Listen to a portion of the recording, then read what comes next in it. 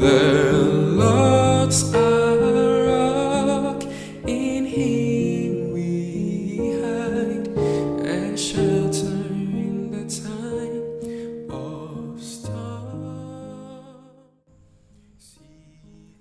Greetings, wonderful people. God has been good, and we are so privileged once again to enjoy a wonderful opportunity to have communion with Him.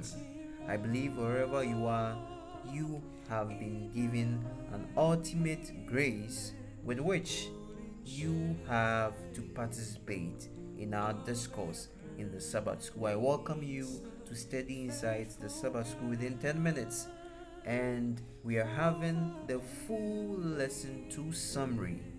I believe you are ready.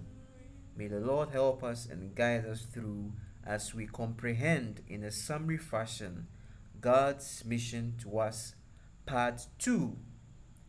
It has been a wonderful journey so far, and I know as we go through, you would have the privilege to chance on what we have studied so far throughout the week. It is very clear, as we have understood, that the memory test presented to us clarifies the mandate behind God's mission to us and the mandate He has given us to also reach out. Matthew 28, verse 19: Go therefore and make disciples of all the nations, baptizing them in the name of the Father, and of the Son, and of the Holy Spirit. What are we talking about at all? We know perfectly that since sin entered into this world, we see that God set out a mission. The mission is aimed at restoring the image of His children to Himself. Friends, it's clear that purity is what God wanted to create. So, throughout the endeavors of the Sabbath School, we see clearly that God has a purpose and how He wants to carry out this mission. What at all is God's mission on our behalf, and how can we quickly summarize how the Sabbath School was presented to us in this week? We see that Sunday presents the origin of how the mission of God comes into existence, how it is being operated. And we see clearly as we delve deeper that from time immemorial, the Godhead have been direct proponents of the mission of God. They have been active participants of the mission of God. Then, of course, we see that the focus of God's mission is to make disciples. We also see the message is the eternal gospel. Then, the channel happens to be God's people, the people of God who have availed themselves after God allows them to partake in the wonderful merits of Christ's death. Then, of course, we have the recipients of the mission of God. Now, let's take them one after the other as we have a summary on the beautiful lessons we have enjoyed throughout the week. Since time immemorial, we see that the three agents within the Godhead have been active participants as far as mission is concerned. John 20, verse 21 through 22 says, Just as the Father sent me, I am sending you. And with that, He breathed on them and said, Receive the Holy Spirit. It is very clear that the mission to restore humanity is carried out through the plan of salvation. And so fortunate for us, each person of the Godhead has a particular role to play. The Father sends His Son to redeem us. Then the Son fulfills the Father's will, of course, by bringing Himself down to the level of humanity, just to die for us to enjoy the merits of His death. Then, of course, the Holy Spirit continues the work initiated by the Father and leads us to the Son to help us fulfill our part in the mission. We are told clearly that in order to fulfill and carry out the plan that God set out, it was decided that Christ, the only begotten Son of God, should give himself as an offering for sin.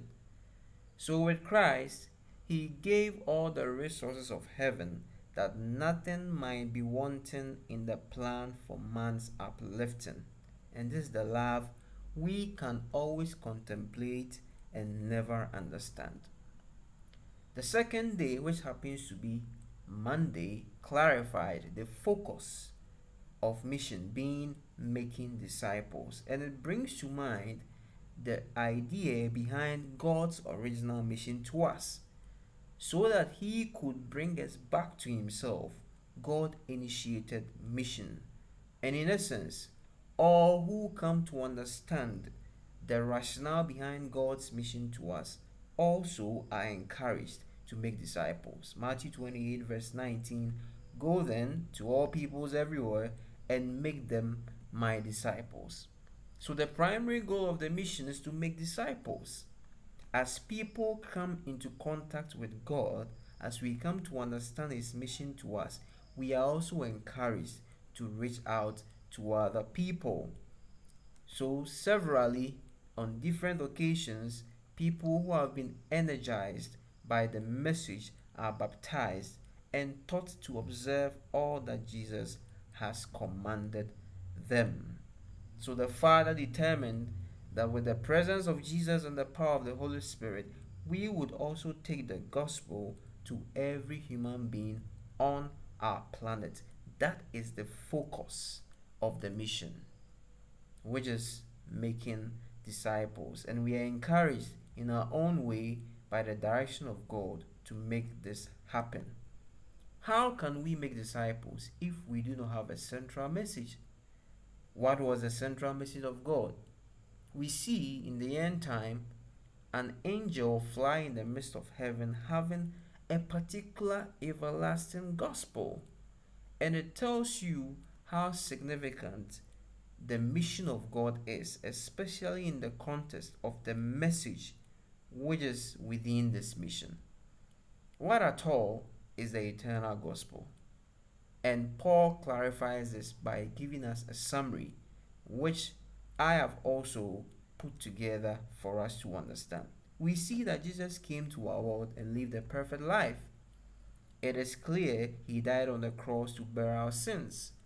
He rose, ascended to heaven, and is exalted by the Father.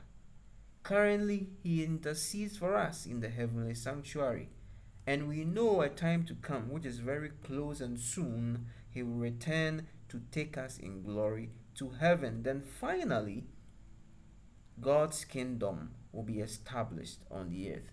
Now, this is the central message that we have.